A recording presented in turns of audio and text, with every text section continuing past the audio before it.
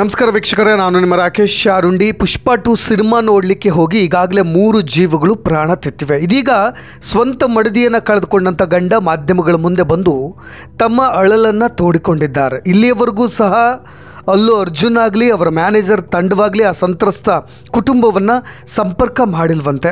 ವೀಕ್ಷಕರ ದೃಶ್ಯಗಳನ್ನು ನೀವೆಲ್ಲರೂ ಕೂಡ ಗಮನಿಸ್ತಾ ಇದ್ದೀರಾ. ಏನಾಯಿತು, ಯಾವ ರೀತಿಯಾಗಿ ನೂಕುನುಗ್ಗಲಾಯಿತು, ಎಲ್ಲಾಗಿದ್ದು ಎಲ್ಲವನ್ನು ಕೂಡ ದೃಶ್ಯಗಳಲ್ಲಿ ತೋರಿಸೋ ಪ್ರಯತ್ನವನ್ನು ಮಾಡಿದ್ದೇನೆ. ಹೈದರಾಬಾದ್ನ ಸಂಧ್ಯಾ ಥಿಯೇಟರ್ನಲ್ಲಿ ಜನರ ಕಾಲ್ತುಳಿತಕ್ಕೆ ಸಿಕ್ಕು ಜೀವ ಕಳೆದುಕೊಂಡಿರೋ ಆ ಮಹಿಳೆಯ ಪ್ರಾಣವನ್ನು ಉಳಿಸಲಿಕ್ಕೆ ಪೊಲೀಸ್ ಭದ್ರತಾ ಸಿಬ್ಬಂದಿ ಎಷ್ಟು ಹರಸಾಹಸವನ್ನು ಪಡ್ತಿದ್ದಾರೆ ಅನ್ನೋದನ್ನ ನೀವು ದೃಶ್ಯಗಳಲ್ಲಿ ಗಮನಿಸ್ತಾ ಇದ್ದೀರಾ. ವೀಕ್ಷಕರೇ, ನೂಕುನುಗ್ಗಲಿಗೆ ಅದೆಷ್ಟು ಜನ ಆಕೆಯ ಎದೆಯ ಮೇಲೆ ಕಾಲಿಟ್ಟು ಹೋಗಿದ್ದಾರೋ ಗೊತ್ತಿಲ್ಲ. ಜೊತೆಗೆ ಆ ಸಂದರ್ಭದಲ್ಲಿ ಆ ನೂಕುನುಗ್ಗಲಿಗೆ ಜೊತೆಗೆ ಏಕಾಏಕಿಯಾಗಿ ಆಕೆ ಎದೆ ಮೇಲೆ ಕಾಲಿಟ್ಟು ಹೋಗಿದ್ದರ ಪರಿಣಾಮವಾಗಿ ಉಸಿರಾಟದ ತೊಂದರೆಯಾಗಿ ಆ ಮಹಿಳೆಯ ಪ್ರಾಣವೂ ಕೂಡ ಕ್ಷಣಾರ್ಧದಲ್ಲೇ ಹೊರಟು ಹೋಗಿದೆ. ಈ ಕುರಿತಾಗಿ ಆ ಮಹಿಳೆಯ ಪತಿ ಆ ಸಂದರ್ಭವನ್ನು ಈಗ ಮಾಧ್ಯಮಗಳಲ್ಲಿ ಹಂಚಿಕೊಂಡಿರೋ ಕುರಿತಾಗಿ ಒಂದಿಷ್ಟು ವಿವರಣೆಯನ್ನು ಕೊಟ್ಟುಬಿಡ್ತೀನಿ. ಪೊಲೀಸರು ಆಕೆ ಕಾಲನ್ನು ಉಸ್ತಾ ಇದ್ದಾರೆ, ಆಕೆ ಎದೆಯನ್ನು ಮಹಿಳಾ ಪೊಲೀಸ್ ಸಿಬ್ಬಂದಿ ಒತ್ತುತ್ತಾ ಇದ್ದಾರೆ. ಇನ್ನೊಂದು ಕಡೆ ಆ ಮಹಿಳೆಯ ಮಗ ಸಾವು ಬದುಕಿನ ಜೊತೆ ಹೋರಾಟ ನಡೆಸ್ತಿರೋ ದೃಶ್ಯಗಳನ್ನು ಕೂಡ ನೀವೆಲ್ಲರೂ ಕೂಡ ಗಮನಿಸ್ತಾ ಇದ್ದೀರಾ. ವೀಕ್ಷಕರೇ, ಏಕಾಏಕಿ ಒಂದು ಥಿಯೇಟ್ರಿಗೆ, ಅದು ಅತಿ ಹೆಚ್ಚು ಫ್ಯಾನ್ಸ್ಗಳನ್ನು ಹೊಂದಿರೋ ಹೀರೋ ನಾಯಕ ಪ್ರೇಕ್ಷಕರ ನಡುವೆ ಎಂಟ್ರಿ ಕೊಟ್ಟರೆ ಆ ಅಭಿಮಾನಿಗಳ ಅತ್ಯುತ್ಸಾಹ ಎಂತಹ ಲೆವೆಲ್ಗೆ ಇರುತ್ತೆ ಅನ್ನೋದನ್ನು ನಾವು ಎಕ್ಸ್ಪ್ಲೇನ್ ಮಾಡಬೇಕಾಗಿಲ್ಲ. ಅದೇ ಅಭಿಮಾನ ಅತಿರೇಕವಾದಾಗ ಇಂಥ ಅನಾಹುತಗಳು ನಡೀಲಿಕ್ಕೆ ಹೆಚ್ಚು ಸಮಯ ಕೂಡ ಬೇಕಾಗೋದಿಲ್ಲ. ಇದನ್ನು ನಾವೆಲ್ಲರೂ ಕೂಡ ಅಭಿಮಾನದ ಅತಿರೇಕ ಅಂತ ಹೇಳಿ ಕರಿಬೇಕು, ಅಥವಾ ಅಭಿಮಾನದ ಅತಿರೇಕದ ಪರಮಾವಧಿ ಅಂತ ಹೇಳಬೇಕು. ಯಾವುದೇ ಆಗಲಿ ಅತಿ ಆಗಿಬಿಟ್ರೆ ವಿಷವಾಗಿಬಿಡುತ್ತೆ ಅನ್ನೋದಕ್ಕೆ ಇದೇ ಸಾಕ್ಷಿ ಆಗಿಬಿಡುತ್ತೆ. ಮೋಸ್ಟ್ ಎಕ್ಸ್ಪೆಕ್ಟೆಡ್ ಪುಷ್ಪ 2 ಸಿನಿಮಾ ವರ್ಲ್ಡ್ ವೈಡ್ ರಿಲೀಸ್ ಆಗಿದೆ. ಅಭಿಮಾನಿಗಳ ಸಂಭ್ರಮಕ್ಕೆ ಪಾರ್ವೆ ಇಲ್ಲದಂತಾಗಿದೆ. ಅದರ ಜೊತೆಗೆ ಪುಷ್ಪ 2 ಸಿನಿಮಾ ಮೇಲಿನ ಅಭಿಮಾನ ಈ ರೀತಿಯಾಗಿ ಸಾವು ನೋವುಗಳಿಗೂ ಕೂಡ ಕಾರಣವಾಗಿರೋದು. ಅದು ಕೂಡ first day first show cinema ನೋಡಬೇಕು ಅಂತ ಫ್ಯಾಮಿಲಿ ಸಮೇತ ಬಂದಂಥ ಕುಟುಂಬ ಇದು. ಜೊತೆಗೆ ಸಂಬಂಧಪಟ್ಟ ಹಾಗೆ ಈಗಾಗಲೇ ಒಟ್ಟಾರೆಯಾಗಿ 3 ಈ ಪುಷ್ಪ 2 ಸಿನಿಮಾದ ಕ್ರೇಜ್ ಬಲಿ ತೆಗೆದುಕೊಂಡಿರೋದು. ಬುಧವಾರ ರಾತ್ರಿ ಹೈದರಾಬಾದ್ನ ಸಂಧ್ಯಾ ಥಿಯೇಟರ್ ಬಳಿ ಪ್ರೀಮಿಯರ್ ಶೋ ಇರುತ್ತೆ. ಆಗ ಇಂತಹದ್ದೊಂದು ದುರಂತ ಸಂಭವಿಸಿಬಿಟ್ಟಿದೆ. ಪ್ರೀಮಿಯರ್ ಶೋ ನೋಡಲಿಕ್ಕೆ ಅಲ್ಲು ಅರ್ಜುನ್ ಬರ್ತಾ ಇದ್ದಾರೆ ಅನ್ನೋ ಒಂದು ಸುದ್ದಿ ತಿಳಿದ ತಕ್ಷಣ ಆ ಸಂಧ್ಯಾ ಥಿಯೇಟರ್ಗೆ ಎಲ್ಲ ಅಭಿಮಾನಿಗಳು ಕೂಡ ಧಾವಿಸಿಬಿಡ್ತಾರೆ. ಜೊತೆಗೆ ಅಪಾರ ಪ್ರಮಾಣದ ಅಭಿಮಾನಿಗಳು ಸೇರಿಕೊಳ್ತಾರೆ, ಜಮಾವಣೆ ಆಗ್ತಾರೆ. ಥಿಯೇಟರ್ ಒಳಗೆ ನುಗ್ಗಲಿಕ್ಕೆ ಯತ್ನಿಸಿದಾಗ ಜನರನ್ನ ಕಂಟ್ರೋಲ್ ಮಾಡಲಿಕ್ಕೆ ಪೊಲೀಸರು ಲಾಠಿಯನ್ನು ಕೂಡ ಬೀಸಿಬಿಡ್ತಾರೆ. ಜನರು ಏಕಾಏಕಿಯಾಗಿ ಭಯಭೀತರಾಗಿ ನುಗ್ಗಿದ್ದರ ಪರಿಣಾಮವಾಗಿ ಕಾಲ್ತುಳಿತ ಕೂಡ ಸಂಭವಿಸುತ್ತೆ. ಒಂದೇ ಕುಟುಂಬದ 4 ಸಿನಿಮಾ ನೋಡಲಿಕ್ಕೆ ಬಂದಿದ್ದು.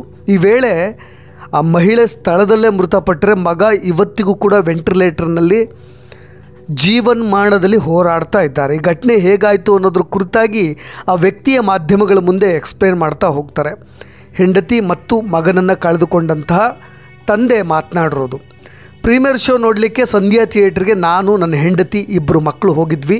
ಆರಂಭದಲ್ಲಿ ಟಿಕೆಟ್ ತೆಗೆದುಕೊಂಡು ಒಳಗೆ ಹೋದ್ವಿ. ನನ್ನ ಹೆಂಡತಿ ಮಗ ಮುಂದೆ ಹೋದರೆ ನಾನು ಮತ್ತು ನನ್ನ ಮಗಳು ಹಿಂದೆ ಹೋಗ್ತಾ ಹೋದ್ವಿ. ಆದರೆ ಅಲ್ಲು ಅರ್ಜುನ್ ಬಂದರು ಅಂದ ತಕ್ಷಣ ಒಳಗಿನಿಂದ ಏಕಾಏಕಿಯಾಗಿ ಪ್ರೇಕ್ಷಕರು ನುಗ್ಗಿಬಿಟ್ರು. ಅವರು ಬರೋ ಫೋರ್ಸ್ಗೆ ನಾನು ನನ್ನ ಮಗಳ ಜೊತೆ ಸೈಡಿಗೆ ನಿಂತ್ಕೊಂಡ್ಬಿಟ್ಟೆ. ನನ್ನ ಹೆಂಡತಿ ಮತ್ತು ಮಗ ಮುಂದಕ್ಕೆ ಹೋಗಿಬಿಟ್ರು. ಆ ತಕ್ಷಣಕ್ಕೆ ಆ ಏಕಾಏಕಿಯಾಗಿ ನೂಕುನುಗ್ಗಲು ಶುರುವಾಗಿದ್ದ ತಕ್ಷಣ, ಜೊತೆಗೆ ಆ ಗಲಾಟೆ, ಆ ದೊಂಬಿ, ಜೊತೆಗೆ ಈ ಪೊಲೀಸರ ಲಾಠಿ ಚಾರ್ಜನ್ನು ನೋಡಿ ನನ್ನ ಮಗಳು ಅಳ್ಳಿಕ್ಕೆ ಶುರು ಮಾಡಿಬಿಟ್ಲು. ತಕ್ಷಣಕ್ಕೆ ನಾನು ಅವಳನ್ನ ಕನ್ವಿನ್ಸ್ ಮಾಡಲಿಕ್ಕೆ ಹೋದೆ, ಏನಾಗಲ್ಲ ಸುಮ್ಮನಿರು ಅಂತ. ಅಮ್ಮ ಮತ್ತು ಮಗ ಒಳಗಿದ್ದಾರೆ, ಅವ್ರು ಬಂದ ಮೇಲೆ ನಾವು ವಾಪಸ್ ಹೋಗ್ಬಿಡೋಣ ಅಂತ ಮಗಳು ಅಪ್ಪನಿಗೆ ಕನ್ವಿನ್ಸ್ ಮಾಡಲಿಕ್ಕೂ ಕೂಡ ಹೋದ್ಲಂತೆ. ತಕ್ಷಣಕ್ಕೆ ಈ ವ್ಯಕ್ತಿ ತನ್ನ ಹೆಂಡತಿಗೆ ಫೋನ್ ಮಾಡ್ತಾರೆ. ಆಗ ಹೆಂಡತಿ ಒಳಗಿದ್ದೀನಿ ಅಂತ ಹೇಳಿ ಕನ್ಫರ್ಮೇಷನ್ ಕೊಟ್ಟ ಮೇಲೆ ಸ್ವಲ್ಪ ರಿಲ್ಯಾಕ್ಸ್ ಕೂಡ ಆಗ್ತಾರಂತೆ, ಸಮಾಧಾನ ಆಗ್ತಾರಂತೆ. ಓಕೆ, ಒಳಗೆ ಹೆಂಗಿದ್ರು ಸೀಟ್ ನಂಬರ್ ಇದೆ, ಅಲ್ಲೇ ಹೋಗಿ ಕೂರ್ತಾರೆ, ಏನು ತೊಂದರೆ ಇಲ್ಲ ಅಂಥೇಳಿ ಮಗಳಿಗೂ ಕೂಡ ಏನು ನೀನು ತಲೆ ಕೆಡಿಸ್ಕೋಬೇಡ, ಒಳಗೆ ಅಮ್ಮ ಮತ್ತು ಮಗ ಹೋಗಿದ್ದಾರೆ, ಹೇಗಿದ್ದರೂ ನಾವು ಟಿಕೆಟ್ ನಂಬರ್ ಇದೆ, ಅಲ್ಲಿ ಹೋಗಿ ಕೂತಿರ್ತಾರೆ, ನಾವು ನಿಧಾನಕ್ಕೆ ಹೋಗೋಣ ಅಂತ. ಒಳ ಹೋಗಿದ್ದಾರೆ ಅಂತ ಹೇಳಿ ಅಲ್ಲಿಗೆ ಹೋದ್ಮೇಲೆ ಅಲ್ಲಿ ಕಾಣಿಸ್ಲೇ ಇಲ್ವಂತೆ. ಒಂದು 55 ನಿಮಿಷ ಹುಡುಕಾಡ್ತಾರಂತ. ಆರಂಭದಲ್ಲಿ ಎಲ್ಲೂ ಕೂಡ ಸಿಗೋದೇ ಇಲ್ಲಂತೆ. ಸಿನಿಮಾ ಕೂಡ ಸ್ಟಾರ್ಟ್ ಆಗಿಬಿಡುತ್ತೆ. ಈ ಅಭಿಮಾನಿಗಳ ಕ್ರೇಜ್ ಅದಾದ ನಂತರ ಅಲ್ಲು ಅರ್ಜುನ್ ಅವರು ಒಳ ಹೋಗಿ ಕೂತ್ಕೊಳ್ಳೋದು ಇದೆಲ್ಲ ಆಗಿಬಿಡುತ್ತೆ. ಆರಂಭದಲ್ಲಿ ಹುಡುಕಿ ಸಾಕಾಗಿ ಹೋಗ್ಬಿಡ್ತಾರೆ. ತುಂಬ ಜನ ಇದ್ದರು. ಅದಾದಮೇಲೆ ನನ್ನ ಮಿಸ್ಸಸ್ಸು ಮತ್ತು ನನ್ನ ಮಗ ಮಿಸ್ ಆಗಿದ್ದಾರೆ ಅಂತ ಹೇಳಿ ಪೊಲೀಸ್ನವರಿಗೆ ಹೇಳಲಿಕ್ಕೆ ಅಂತ ಈ ವ್ಯಕ್ತಿ ಹೋಗ್ತಾರೆ. ನನ್ನ ಮಗ ಬ್ಲ್ಯಾಕ್ ಶರ್ಟ್ ಹಾಕಿದ್ದಾನೆ, 9 ವರ್ಷ, ದಯವಿಟ್ಟು ಇಲ್ಲೇಲೋ ಮಿಸ್ ಆಗಿದ್ದಾರೆ ನೋಡಿ ಅಂತ. ಅದಾದಮೇಲೆ ಪೊಲೀಸರಿಗೆ ಒಂದು ಮಾಹಿತಿ ಅಂತೂ ಸಿಕ್ಕಿಬಿಟ್ಟಿರುತ್ತಲ್ಲ, ಈಗಾಗಲೇ ಅನ್ಕಾನ್ಷಿಯಸ್ ಆಗಿ ಒಬ್ಬರನ್ನ ಹಾಸ್ಪಿಟ್ಲಿಗೆ ಕರ್ಕೊಂಡು ಹೋಗಿದ್ದಾರೆ ಅನ್ನೋದು. ಆ ಕುರಿತಾಗಿ ಪೊಲೀಸರು ಆ ವ್ಯಕ್ತಿಗೆ ಹೇಳಲಿಕ್ಕೆ ಹೋಗ್ತಾರೆ. ಒಬ್ಬ ಪುಟ್ಟ ಬಾಲಕನನ್ನು ಈಗಾಗಲೇ ಅನ್ಕಾನ್ಷಿಯಸ್ ಆಗಿರೋ ವಿಚಾರವಾಗಿ ಕಿಮ್ಸ್ ಹಾಸ್ಪಿಟ್ಲಿಗೆ ಅಡ್ಮಿಟ್ ಮಾಡಿದ್ದಾರೆ, ಅಲ್ಲಿ ಕರ್ಕೊಂಡು ಹೋಗಿದ್ದಾರೆ, ನೀವು ಅಲ್ಲಿಗೆ ಹೋಗಿ ಅಂತ ಹೇಳ್ತಾರೆ ಪೊಲೀಸ್ನವರು. ಅದಾದಮೇಲೆ ಈ ವ್ಯಕ್ತಿ ಮತ್ತು ಮಗಳ ಜೊತೆ ಈ ಕಿಮ್ಸ್ ಹಾಸ್ಪಿಟ್ಲಿಗೆ ಹೋಗ್ತಾರೆ. ಅಲ್ಲಿ ವೆಂಟಿಲೇಟರ್ನಲ್ಲಿ ಮಗ ಇರ್ತಾನೆ. ಅಲ್ಲಿರ್ತಕ್ಕಂಥ ಡಾಕ್ಟ್ರುಗಳು ಎಚ್ಚರ ಆದಮೇಲೆ ಹೇಳ್ತೀವಿ ಆಕ್ಸಿಜನ್ ಲೆವೆಲ್ ಕಮ್ಮಿ ಆಗಿದೆ, ಸ್ವಲ್ಪ ಆಕ್ಸಿಜನ್ ಲೆವೆಲ್ ಕಮ್ಮಿ ಆಗಿರೋದ್ರಿಂದ ಒಂದು ಚಿಕಿತ್ಸೆಯನ್ನು ಮುಂದುವರಿಸಿದ್ದೀವಿ, ನೀವು ಅಮೌಂಟ್ ಪೇ ಮಾಡಬೇಕಾಗತ್ತೆ, 50,000 ಬೇಗ ಪೇ ಮಾಡಿ ಅಂತ ಹೇಳಿ. ತಕ್ಷಣಕ್ಕೆ ಪಾಪ ಇಲ್ಲಿ ದುಡ್ಡು ಇರೋದಿಲ್ಲ, ಆ ವ್ಯಕ್ತಿಗೆ MRI ಸ್ಕ್ಯಾನ್ ಮಾಡಬೇಕು ಅದು ಇದು ಅಂತ ಹೇಳಿದ ಮೇಲೆ ಒಂದಿಷ್ಟು ಫ್ರೆಂಡ್ಸ್ಗಳಿಗೆ ಕಾಲ್ ಮಾಡಿ ತಕ್ಷಣಕ್ಕೆ 50,000 ರೂಪಾಯಿ ಅರೇಂಜ್ ಕೂಡ ಆ ವ್ಯಕ್ತಿ ಮಾಡಿದ್ದಾರೆ. ಅದಾದಮೇಲೆ ಅಲ್ಲಿಯವರೆಗೂ ಕೂಡ ತನ್ನ ಪತ್ನಿ ಏನಾದರೂ ಜೊತೆಗೆ ಎಲ್ಲಿದ್ದಾರೆ, ಬದುಕಿದ್ದಾರಾ ಅಥವಾ ಮೃತಪಟ್ಟಿದ್ದಾರಾ ಅಥವಾ ಎಲ್ಲಾದರೂ ಕಾಣೆಯಾಗಿದ್ದಾರಾ, ಮಿಸ್ ಆಗಿದ್ದಾರೆ, ಯಾವುದ್ರ ಕುರಿತಾಗಿಯೂ ಕೂಡ ಕನ್ಫರ್ಮೇಷನ್ ಇರೋದಿಲ್ಲ. ಅದಾದಮೇಲೆ ಗಾಂಧಿ ಆಸ್ಪತ್ರೆಯಿಂದ ಒಂದು ಕರೆ ಬರುತ್ತೆ. ಅಲ್ಲಿ ಇವರ ಹೆಂಡತಿ ಇರೋದು ಗೊತ್ತಾಗುತ್ತೆ, ರೇವತಿ ಅವರು. ಅದಾದಮೇಲೆ ಅಲ್ಲಿ ಹೋಗ್ತಾರೆ. ಆದರೆ ನಿಮಗೆಲ್ರಿಗೂ ಕೂಡ ಈ ಸುದ್ದಿ ಎಷ್ಟು ಆಘಾತಕಾರಿ ಅಂತ ಅನಿಸುತ್ತೆ ಅಂದರೆ, ಅದಾಗಲೇ ಅವರ ಪ್ರಾಣ ಪಕ್ಷಿ ಕೂಡ ಹಾರಿ ಹೋಗಿಬಿಟ್ಟಿರುತ್ತೆ. ಗಾಂಧಿ ಆಸ್ಪತ್ರೆಯಲ್ಲಿ ಅವರ ಮೃತದೇಹ ಇರೋದು ಗೊತ್ತಾಗ್ಬಿಡುತ್ತೆ. ಆದರೆ ಇಲ್ಲಿಯವರೆಗೂ ಕೂಡ ನಮ್ಮ ಆರಂಭದಲ್ಲಿ ನಾವು ಕರ್ನಾಟಕದಲ್ಲಿ ವಿರೋಧ ಮಾಡ್ತಾ ಇದ್ದೀವಿ ಅಂತಲ್ಲ, ಕರ್ನಾಟಕದಲ್ಲೂ ಕೂಡ ಇದೇ ರೀತಿಯಾಗಿ ಅಭಿಮಾನಿಗಳು ಕರೆಂಟ್ ಹೊಡೆದು ಪ್ರಾಣ ತೆತ್ತಾಗ ಏಕಾಏಕಿಯಾಗಿ ಸ್ಥಳಕ್ಕೆ ಯಶ್ ಹೋಗಿದ್ದನ್ನು ಕೂಡ ಗಮನಿಸಿದ್ದೀವಿ, ಪರಿಹಾರವನ್ನು ಕೂಡ ಕೊಟ್ಟಿದ್ದನ್ನು ನಾವೆಲ್ಲರೂ ಕೂಡ ಗಮನಿಸಿದ್ದೀವಿ. ಆದರೆ ಇಲ್ಲಿಯವರೆಗೂ ಕೂಡ ಅಲ್ಲು ಅರ್ಜುನ್ ಅವ್ರನ್ನ ಸಂಪರ್ಕ ಮಾಡಿಲ್ವಂತೆ. ಯಾರು ಕೂಡ ಏನಾಯಿತು ಹೇಗಾಯಿತು ಒಂದಿಷ್ಟು ಅವ್ರನ್ನ ಸಂತೈಸೋ ಕೆಲಸವಾಗಲಿ, ಜೊತೆಗೆ ಅವ್ರ ಕುಟುಂಬಕ್ಕೆ ಒಂದಿಷ್ಟು ಧೈರ್ಯವನ್ನು ತುಂಬೋ ಕೆಲಸವಾಗಲಿ ಮಾಡಿಲ್ಲ. ಮಗ ಇನ್ನೂ ಕೂಡ ಜೀವನ ಮಾಡೋದ ಮಧ್ಯೆ ಹೋರಾಡ್ತಾ ಇದ್ದಾರೆ, ವೆಂಟಿಲೇಟರ್ನಲ್ಲಿ ಇಟ್ಟಿದ್ದಾರೆ, 72 hours ಟೈಮ್ಸ್ ಕೊಟ್ಟಿದ್ದಾರೆ, ಅಲ್ಲಿವರೆಗೂ ಈಗಲೇ ಏನೂ ಹೇಳೋಕೆ ಆಗೋದಿಲ್ಲ ಅಂತ. ಆದರೆ ಯಾರೊಬ್ಬರು ಇತ್ತೀಚೆಗೊಬ್ಬರು ಬಂದು ಈ ವ್ಯಕ್ತಿಗೆ ಏನೆಲ್ಲ ಟ್ರೀಟ್ಮೆಂಟ್ ಇದೆ ಅದನ್ನೆಲ್ಲ ಮಾಡಲಿಕ್ಕೆ ಹೇಳಿ ನೋಡೋಣ, ಅಲ್ಲು ಅರ್ಜುನ್ ಅವ್ರ ಜೊತೆ ನಾವು ಮಾತನಾಡ್ತೀವಿ ಅಂತ ಬಂದು ಸಂಪರ್ಕ ಮಾಡಿ ಒಂದಿಷ್ಟು ಧೈರ್ಯವನ್ನು ಕೊಟ್ಟಿದ್ದಾರೆ.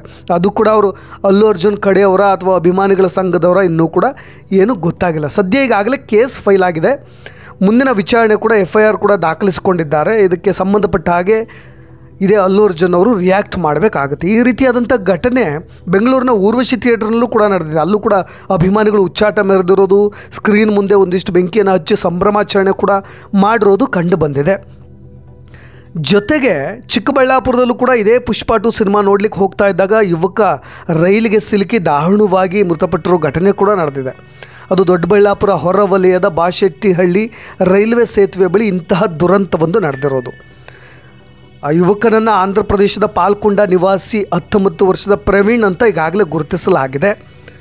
ಆ ರೈಲ್ವೆ ಹಳಿಯನ್ನು ಅರ್ಜೆಂಟಾಗಿ ಸಿನಿಮಾ ನೋಡಬೇಕು ಅನ್ನೋ ಹುಚ್ಚಲ್ಲಿ ತೇಳ್ತಾ ಇದ್ದಂಥ ಸಂದರ್ಭದಲ್ಲಿ ಈ ರೀತಿಯಾದಂಥ ದುರ್ಘಟನೆ ನಡೆದಿರೋದು. ಆರಂಭದಲ್ಲಿ ಹೇಳಿದೆ, ಯಾವುದೇ ಅಭಿಮಾನ ಅತಿರೇಕವಾದರೆ ಇದೇ ರೀತಿಯಾಗುತ್ತೆ. ಅದು ಕೂಡ first day first show Allu Arjun ಬರ್ತಾರೆ ಅಂದಾಗ ಮಕ್ಕಳನ್ನೆಲ್ಲ ಕರ್ಕೊಂಡು ಹೋಗೋ ಅಗತ್ಯವೂ ಕೂಡ ಇರಲಿಲ್ಲ. ಹೆಣ್ಣು ಮಕ್ಕಳು ಎಸ್ಪೆಷಲಿ ಈ ಥರದ್ದನ್ನೆಲ್ಲ ನೋಡಿಕೊಂಡು, ಜೊತೆಗೆ ಒಂದು 5 ನಿಮಿಷ ತಡವಾದರೂ ಪರವಾಗಿಲ್ಲ, ಸುರಕ್ಷಿತವಾಗಿ ಅಥವಾ ಆರಂಭದಲ್ಲಿ ಹೋಗಿ ಸೀಟನ್ನು ಹಿಡ್ಕೊಂಡು ಕೂತ್ಬಿಟ್ರೂ ಕೂಡ ತೊಂದರೆ ಇರೋದಿಲ್ಲ. ಆದರೆ ಅಲ್ಲು ಅರ್ಜುನ್ ಇದಕ್ಕೆ ತಕ್ಷಣಕ್ಕೆ ರಿಯಾಕ್ಟ್ ಮಾಡಬೇಕು, ಆ ಕುಟುಂಬಕ್ಕೆ ನೆರವಾಗಬೇಕು, ಧೈರ್ಯ ತುಂಬಬೇಕು ಅನ್ನೋದಷ್ಟೇ ನನ್ನ ಸಲಹೆ ಅಂತ ಕೂಡ ಹೇಳ್ತಾ, ಇದೇ ರೀತಿಯಾದಂಥ ಇನ್ನಷ್ಟು ವಿಷಯಗಳೊಂದಿಗೆ ಮತ್ತೆ ಬರ್ತಾ ಇರ್ತೀನಿ. ನಾನು ರಾಕೇಶ್ ಶಾರುಂಡಿ, ಧನ್ಯವಾದ.